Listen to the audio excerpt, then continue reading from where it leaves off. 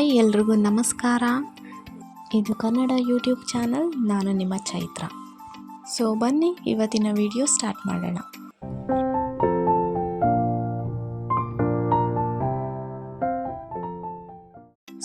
ಸ್ವಲ್ಪನೇ chips, biscuit, burgers ಈ ಥರ ಎಲ್ಲ ಬೇಕ್ರಿ ಐಟಮ್ಸ್ ಮಗುಗೆ ಕೊಡೋದ್ರಿಂದ ಮಗುಗೆ ಏನೂ ಆಗಲ್ಲ ಅಂತ ಯೋಚನೆ ಮಾಡ್ತಾ ಇದ್ದೀರಾ?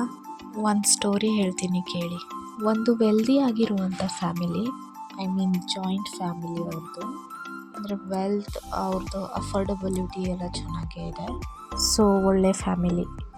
ಸೊ ಅವ್ರು ಏನು ಅಂತ ಅಂದರೆ ಮಗುಗೆ daily chips, burger, biscuit, cakes ಈ ಥರ ಸ್ವಲ್ಪ ಅಂತಲೇ ಅವ್ರಿಗೆ ಕೊಟ್ಟು ಅಜ್ಜಿ ಹತ್ರ ಸ್ವಲ್ಪ, ಅಮ್ಮನ ಹತ್ರ ಸ್ವಲ್ಪ, ತಾತನ ಹತ್ರ ಸ್ವಲ್ಪ, ಚಿಕ್ಕಪ್ಪನ ಹತ್ರ ಸ್ವಲ್ಪ, ಹೀಗೆ ಸ್ವಲ್ಪನೇ ತಿಂತಾ ಡೈಲಿ ಅವ್ರಿಗೆ ಏನಾಯಿತು, ಹೊಟ್ಟೆ ನೋವು ಬರೋಕ್ಕೆ ಸ್ಟಾರ್ಟ್ ಆಯಿತು.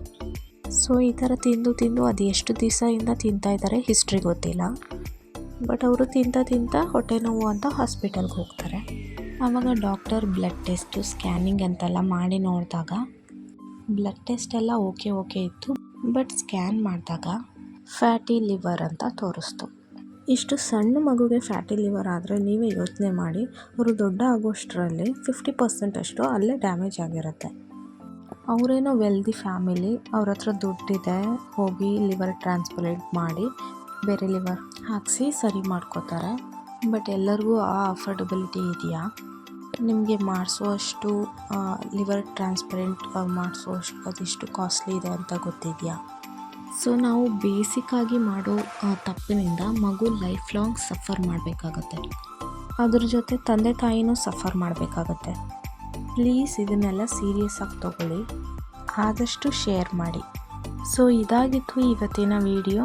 ಈ ವಿಡಿಯೋ ನಿಮಗೆ ಇಷ್ಟ ಆದರೆ ಪ್ಲೀಸ್ ಲೈಕ್, ಶೇರ್, ಕಮೆಂಟ್ ಮಾಡಿ. ಆ್ಯಂಡ್ ಇನ್ನೂ ಯಾರೆಲ್ಲ ನನ್ನ ಚಾನಲ್ಗೆ ಸಬ್ಸ್ಕ್ರೈಬ್ ಮಾಡಿಲ್ಲ ಪ್ಲೀಸ್ ಸಬ್ಸ್ಕ್ರೈಬ್ ಮಾಡಿ.